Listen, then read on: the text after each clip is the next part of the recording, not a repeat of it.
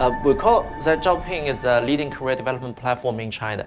The whole idea is trying to matching people with opportunities. When we're talking about people, we're talking about graduate students, we're talking about the white collars, we are talking about high-end middle managers. We don't do executive headhunting because this is too much service and a lot of interpersonal connections. We can't disrupt that with internet. But up until middle manager, I feel a lot of people is using online platform to apply for jobs. So this is on the people side. On the opportunity side, I think most of the company is selecting candidates from the website nowadays. We're almost quite successful dominating player in this field, connecting a lot of companies looking for candidates on our website and a lot of candidates getting on our website to sort of apply for jobs.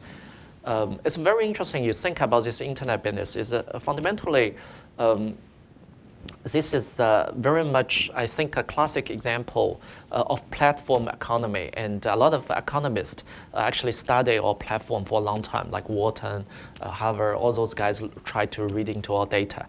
My professor at Northwestern, it happens to be actually win the Nobel Prize for economy because of the labor market research. Obviously, I mean, unfortunately, not on all data, but a lot of labor market research is become the Nobel Prize winner in the end. So fundamentally, we're trying to matching people with opportunities. The company has a long history. I'm actually not the founder of the company.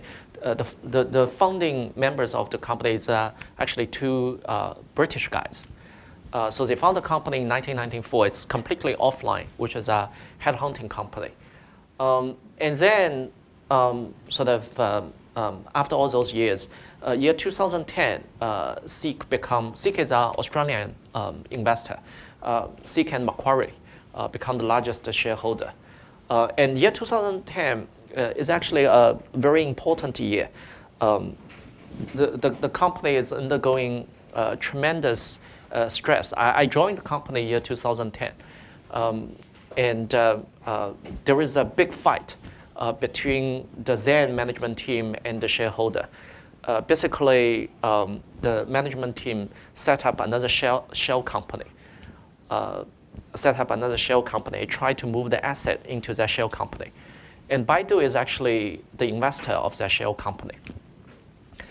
So by accident, the shareholders found out the plan. And then the shareholder had a big fight with the Chinese management team. On day one, the CEO fired the CFO and the CTO. So it's all having a big news conference and fired all those guys. The next day, the board fired the CEO. And then people start to get fight to control the company chop. Because, you know, in China, if you have the company chop, then you're the legal representative of this company. So a lot of legal struggles, and there is a safe in the company. The company chop is in the safe. So people physically try to get hold of this safe. Because who controls this safe controls the company. And in the meantime, there was another battle in the office, which is the battle between the IT manager with the management and with the shareholder. Basically, the shareholder goes to him, hey, you need to give us the password of your database.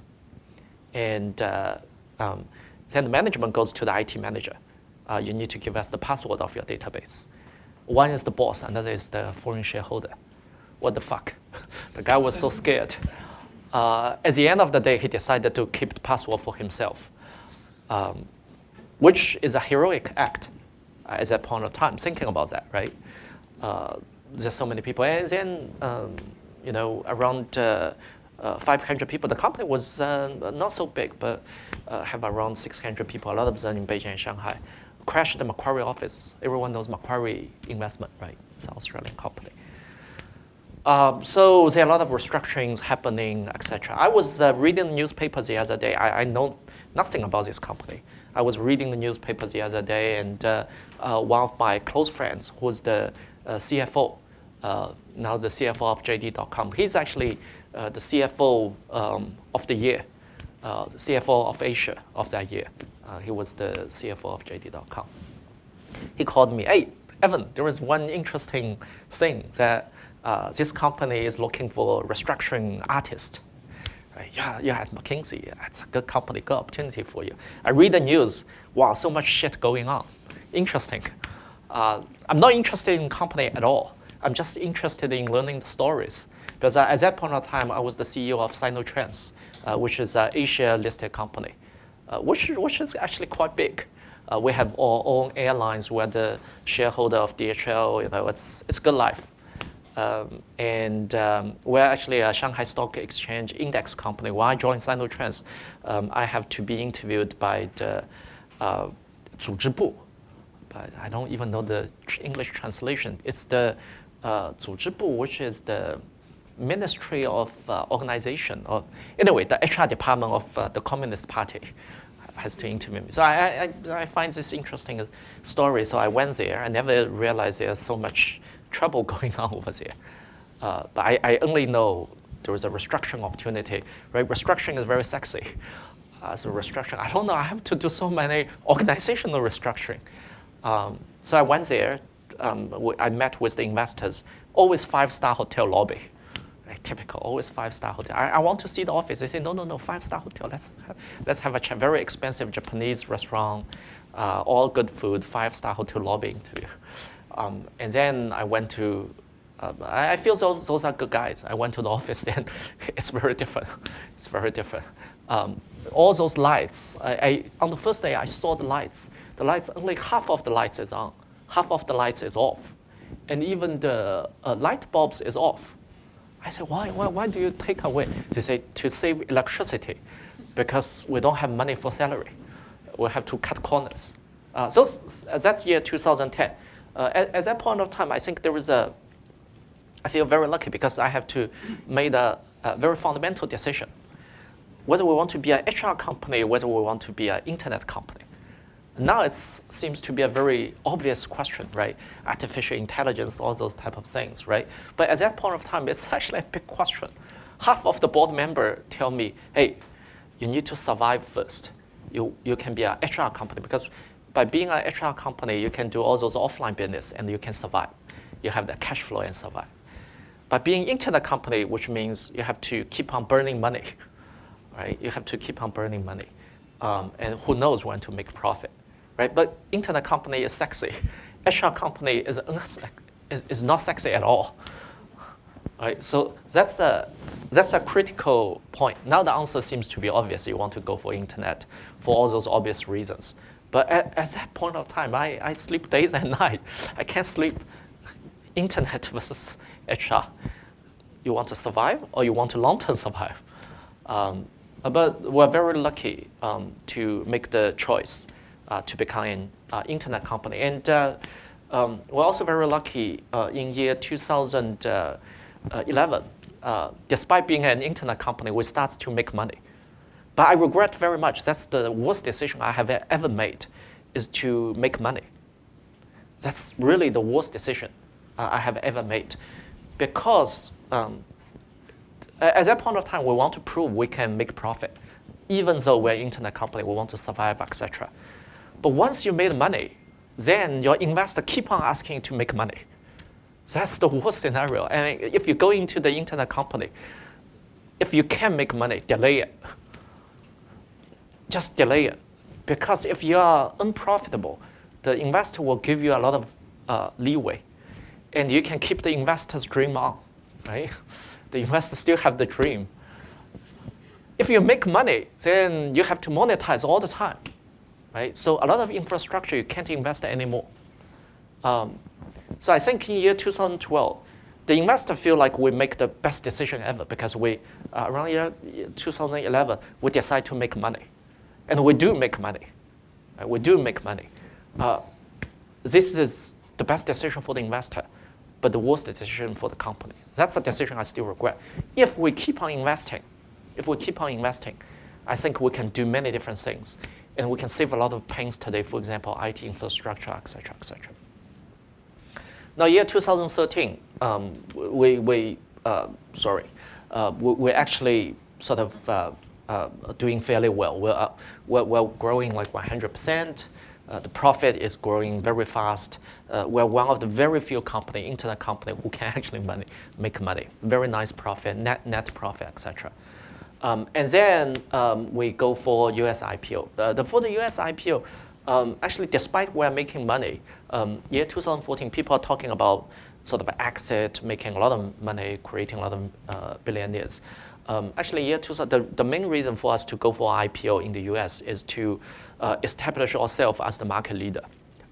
Because we always tell ourselves, market share-wise, etc., we're the market leader, but no one believes it. In order to attract talents, in order to establish ourselves as the market leader, we go for the US listing. We choose New York Stock Exchange versus NASDAQ because New York Stock Exchange, we believe, only for blue chips. And this event, I think, creates tremendous value just to establish the employees' confidence in the marketplace, and also for candidates. So I think it's a very successful listing in year 2014. I think road shows, etc., a lot of stories. It's a truly good event. If any one of you can experience such an event, it's definitely worthwhile. There's a lot of interesting incidents along the roadshow. One of the things I remember vividly is that before IPO, we tried to book commercial flights, right? Flight from New York to all those places, Boston, etc. It's very troublesome. And one day, my secretary, my assistant, sort of all of a sudden, she is very frustrated, saying, "Well, it's so difficult to book all those flights. Why don't you just use my private jet?" To my assistant, her family has like 3 private jets in the States. She becomes one of our investors, long-term investor. And she's from a very rich family, and she observed the company and believed the company can do well. That's why she was in our company. So it's very interesting. You do good things, and you have good return. So that's IPO. By the way, there was also one interesting event around year 2013 also. Baidu gets into our industry. Remember, Baidu is investing here. Year 2012. Baidu invested in a shell company. So year 2012, Baidu starts to, Robin Li himself invested around 200 million of his personal money into this industry. Now everyone's talking about BAT, right? What are you gonna do with BAT? We were so scared. Like Baidu is coming in. Baidu was, at that point of time, BAT starts with Baidu. Now BAT probably ends with Baidu. But at that point, BAT starts with Baidu. So Baidu comes in, right? Baidu poached 300 of our people. 300 of our people. All of a sudden, like the office is empty. All those people recruited by Baidu. You can hardly imagine that. I was reading those strategy document, what the company will do. The Baidu subsidiary people who's sort of doing the business, reading my paper more carefully than my staff, because my secretary was from Baidu, joined Baidu later. My office manager joined Baidu later. It's crazy. It's spies everywhere. I have 2 bodyguards every day accompanying me. My phone is bugged. So it's a very scary moment. So Baidu used such big force against us. I don't know how we survived, but we survived. I guess it's because of the customer loyalty. It's the experience. And also fundamentally, platform business is very difficult to be broken. It's once you have the skill. I think everyone here can be a headhunter. You introduce a friend to another company, you make some bucks. Everyone can enter this business easily, but the entry barrier is essentially very high. So if you want to be successful, it's very hard. So we actually successful fight against Baidu. And later on, Alibaba tries to enter business and we beat them as well. The only company who hasn't gotten into the business is probably WeChat. It's 10 cents. But I think you can fight against Baidu and you can win, particularly in the platform type of business. So now year 2017, we went through several rounds of privatization bid. There's a lot of stories behind that as well, and the management actually comes with privatization bid as well. Try to privatize the company and getting listed in Asia. Again, a lot of stories, but that's a brief history of the internet company. I think there's a lot of interesting stories along the way, a lot of painful stories and joys as well. But if there is anything, I think in China, the average life of a company is 3 years. All life is far more than 3 years. There are some DNAs in any companies. There are some DNAs in any company. I always say why we can survive, right? So many troubles and still sort of growing very fast, still have good profitable growth.